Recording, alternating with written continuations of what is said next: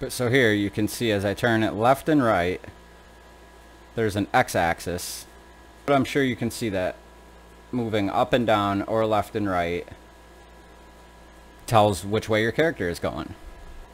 And so I don't know if you can see inside here, but we have this stick coming up and it goes down into this little round contraption here, which if you can see right here, this is where this little barrel is. So as we move this, you can see it move on the end there, and then when you push your stick in, underneath here is an actual button.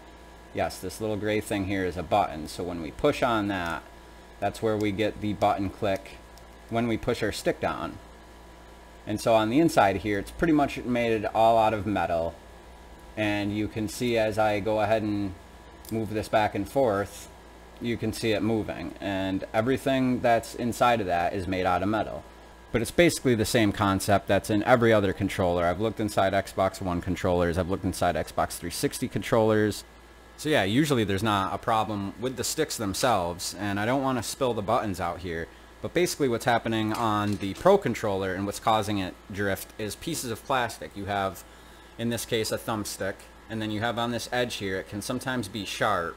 And basically what's happening on the Pro controller is that when you go ahead and put it down into the socket and you start moving it around, I mean, it's a little bit different here for this stick, but on a Pro controller, you know, we're not dealing with this hexagon shape. So these edges here can be kind of sharp, and what they do is they grind the plastic down that's right on the outside here. This is a GameCube controller, so we're not dealing with the hexagon, but on a Pro controller it's round, and the edge there will catch, and it will basically grind the plastic down, and then that can get into the stick. So if you have a tiny little shard of plastic, instead of this being your 0 point, instead now it's a little bit off axis, so it's not right in the center, right? So you have the little bits of plastic in there, so what it's basically doing is pushing this, and your 0 point is here, so now when you let go of it, you are slightly moving to the right, or your character or the camera is spinning, depending which thumbstick and stuff like that. So in terms of the Pro controller, that's not really an issue in the design of the stick. The stick is fine. It seems to be more of the plastic material and the hardness of the actual thumbstick doing the grinding of the plastic that's on the inside there, and you're getting pieces of plastic going down into your joystick, and that is what's causing the drift. Alright, so now that we're done with that, we're going to go ahead and open up the Joy-Con. This, of course, is the hoary handheld only D-pad Joy-Con, and it's the same. It's a little bit, you know, you got the back button here. It's a little bit in a different place, kind of around it. You have this trapezoid shoulder coming off, but other than that, it's the same thing. Has a D-pad. It's the same exact joystick. Whoops, not anymore. So the cheap fix here that everybody keeps talking about is to basically go under here. You can see as I move this stick, there's this tiny little skirt under here. And that is the problem, because you're getting dust up and under there. And of course it's not completely sealed, because then the stick has no place to actually move. So what people are doing is lifting up this little skirt, and they're blowing on it using a can of compressed air, or you can use contact cleaner, things like that. And what that'll do is kind of blow around some of that dirt. It'll alleviate the symptom for a little bit, but it's not a repair. It's basically just a quick band-aid. And some people have done it with great success. You can get a can of it on Amazon for $6-7, even at local Walmart or hardware store, things like that. You can get it very cheap. It's a couple bucks. I have not ever tried it or used it. At one point with my old Joy-Con, after it had come back, I basically bought one of these, and I was able to take the joystick out of it and replace it into my old Joy-Con that wasn't working. And then I was actually able to open up this stick here and get the dust out. And that's when I actually saw what the inner workings were of these Joy-Con joysticks. So we're going to go ahead and open it up and see just what's different from it than a regular thumbstick on most controllers. Inside here, whoops, there goes the SL button. And I gotta say, if you don't own one, you definitely need to get this hoary D-pad controller. It's a must-have. If you play in handheld at all ever, it's a must-have. So definitely go ahead and get yourself one. And it's like I said, most people aren't going to be taking their Joy-Con apart. This one isn't too bad. There's like one ribbon cable, but when you get to the actual first-party Nintendo Joy-Cons that come with your Switch, most people aren't going to want to go ahead and open it up, or once they actually open it up, they're going to get inside there and they're going to step back out of fear of breaking it. And I kind of had that happen the first time I opened it, but the first time I opened it, I just opened it, I kind of looked inside, looked at the inner workings. I was like, okay, I've seen, you know, videos on this. I've seen people taking it apart, changing thumbsticks out, and until that point, though, you know, there were no videos of somebody actually taking a joystick apart. And it's not like this is new. It's just coming out to light quite a bit more now. And with this upcoming lawsuit and stuff, you know, more people are reporting on it, and it's becoming more of a thing, even though people have been speaking out about it since the launch of the Switch, since a few months into the launch from the Switch, where you did have several people saying that their Joy-Cons would drift, and there's even memes about it. You know, now there's polls, there's a whole Reddit post on it with hundreds and thousands of people voting up, telling their story, telling what the hell is going on with it, and all of that. So okay, I've taken the stick off. So basically on a regular Joy-Con, as well as the Hori D-pad Joy-Con, on the inside here, like I said, same as the regular Joy-Con, you have this piece of plastic, and it's supposed to be kind of a seal, I guess, but it doesn't really do much. It just kind of, as you put this back in, it sort of just snugs around the thumbstick as the stick comes through. But so here we are. You guys know what a thumbstick looks like. Here it is. Here it is in all its glory. So here it is. It's inside this little box here. It's a little bit dirty. I just got some stuff on it. But it's encased in this plastic and metal box here. And part of the problem is that the dust is going in. But I'm going to go ahead and take this apart so that you can see exactly what's going on with this thing.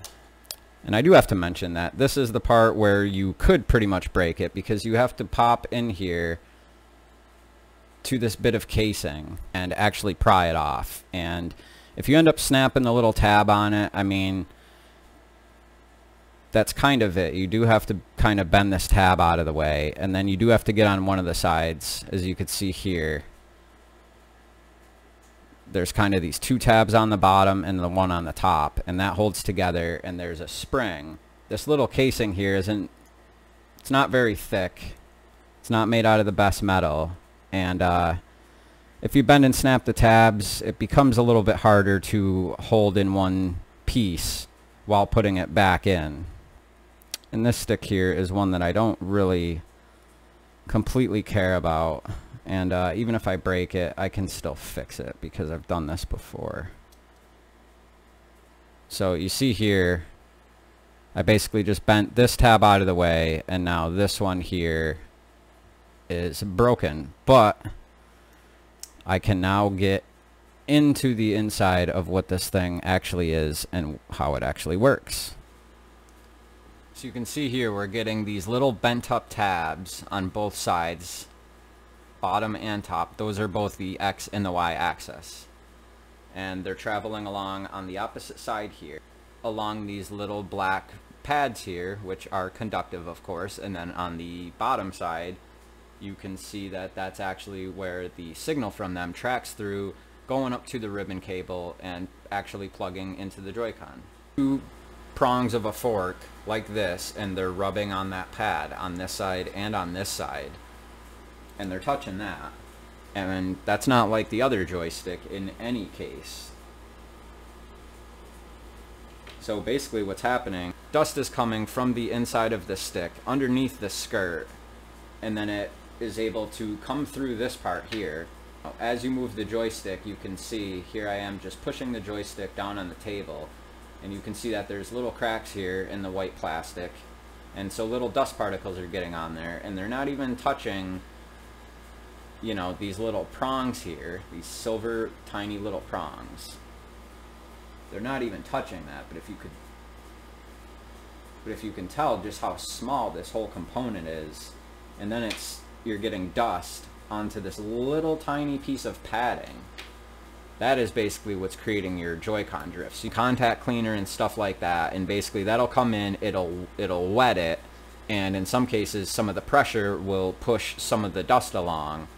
But you can see, like, here's my pinky, and just the width of my pinky is the whole size of this pad. So we're talking about pencil width size that these little tiny contacts are on both of the sticks, and you have two of them for each.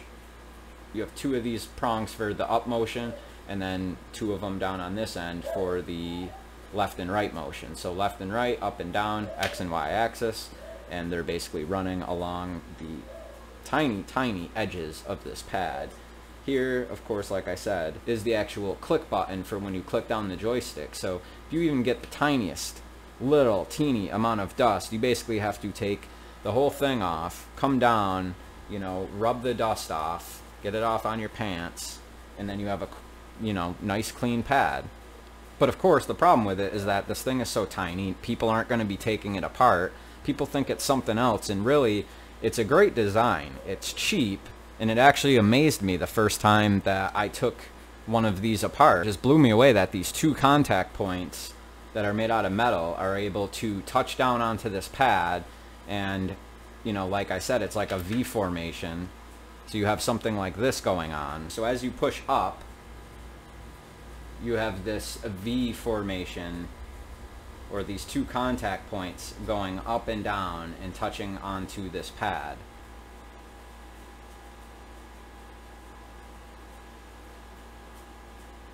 So as you push up or down, they're traveling from one end to the other, and then in the same vein, it's the same for left and right. As you're pushing them, they're staying like this and moving across this such a teeny little piece of board here.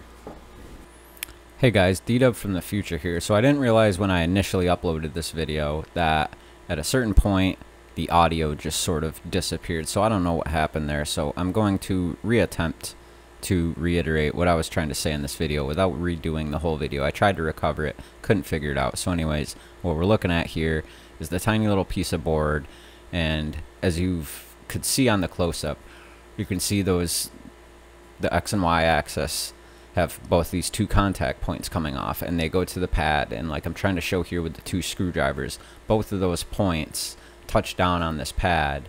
So you have four separate little metal pieces that kind of ride back and forth on those tiny little black squares that you can see on the pad there.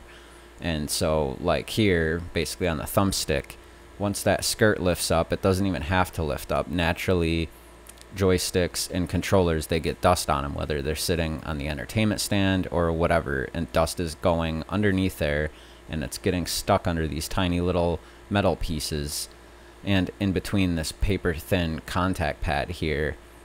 And so as you are going up or down or left or right, you have those little metal pieces that are rubbing on here. And I don't know if you can kind of see here. I tried to do close up and get it in focus as much as I could, and I had other footage too that was going over this that was a little bit more close up, and you could see the tiny little forks here. I'm calling them forks, and you can see where they actually indent. They make these two little lines in this small contact pad here, and I tried to show it as best as I can. I might take some pictures here and try to show it off a little bit better.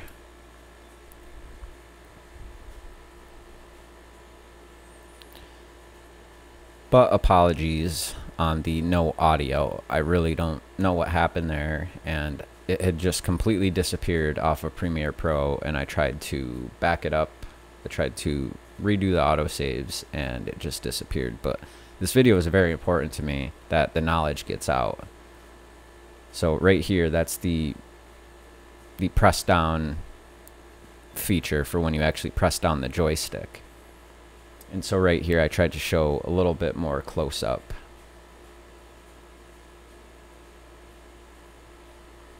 But you can see the pads, you can see these black little squares. So you have these two contact points for both X and Y axis. So you have a total of these 4 little metal pieces that are riding across this paper thin piece of padding. And some people say that those little black squares are made out of graphite, and those are actually what's grinding up and leaving dust behind.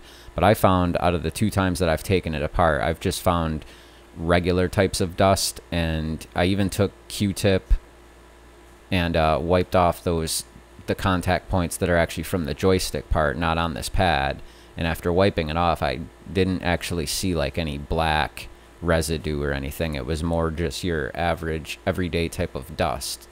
But so here I tried to do a double shot of just what all the parts look like, and you know, I tried to show off as much as I could in this video, and I tried to show that basically all it comes down to is dust. You're getting dust under that skirt and it's going underneath, and it's really an easy fix. It's an easy clean, and you know, I'm actually still blown away at the design. It's definitely cheap to make, and it's not like standard joysticks, and Nintendo did a great job in that regard. It's just that it's not sealed off correctly, and there's no place to really seal it off correctly to kind of avoid this issue. So guys, that's my quick Joy-Con video, a look at some thumbsticks, a look at what I've dealt with it. Have you had Joy-Con drift? Please let me know in the comments below. If you feel that the class action lawsuit is something that you would like to look into and maybe fill out yourself, I will probably put a link down below, just for those of you especially. That way you can actually get in on it, and in case something happens, you might even be rewarded a piece of the pie. And if you have friends that have Joy-Con drift or joystick drift with the Pro Controller, share this video to them. Share it around, put it on Reddit, put the link wherever you can, put it on Twitter. I hope that I did a good enough job explaining just how this thing works, and just how amazing that this tiny little piece of tech is. Like, this is controlling all of your input on every game that you've ever played on your Nintendo Switch using your Joy-Con. And so keeping the thinness and the overall compact nature of the design, realistically what they need to do is come out with a Pro Joy-Con, and they need to widen it. The Joy-Cons don't need to be this thin. They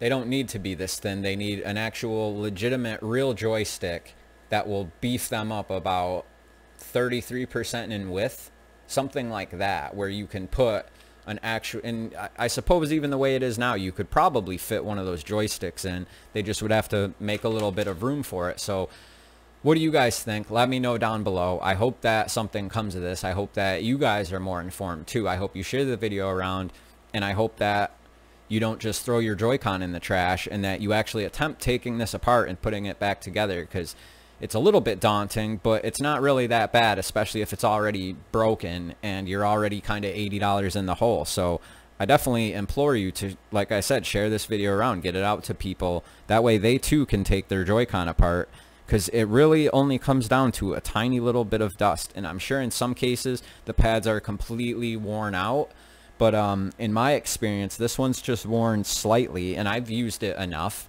I've definitely pressed down on the joystick button, and there's not too many games that use the joystick press as an input very much. Sometimes it's just a camera change, or maybe in like a racing game you hold it down to see behind you. But regardless, it's just a tiny little piece of dust ruining it, and in most cases this can be salvaged just by taking it apart and just wiping some of the dust off. That's all it is. It's just such a small component that is the reason it's having issues. And I don't know if I really hold Nintendo responsible. It's a good idea. If they never drift, I would take this apart and go, man, that is incredible tech. And I still think it's incredible tech.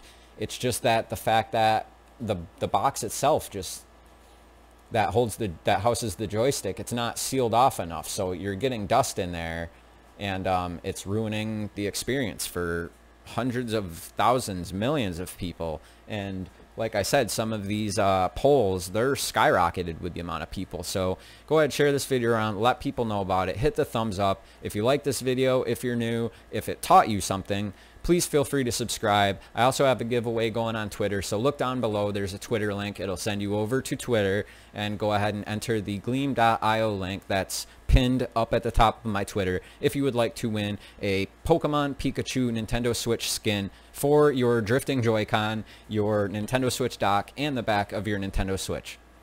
This is D-Dub out, saying until next time.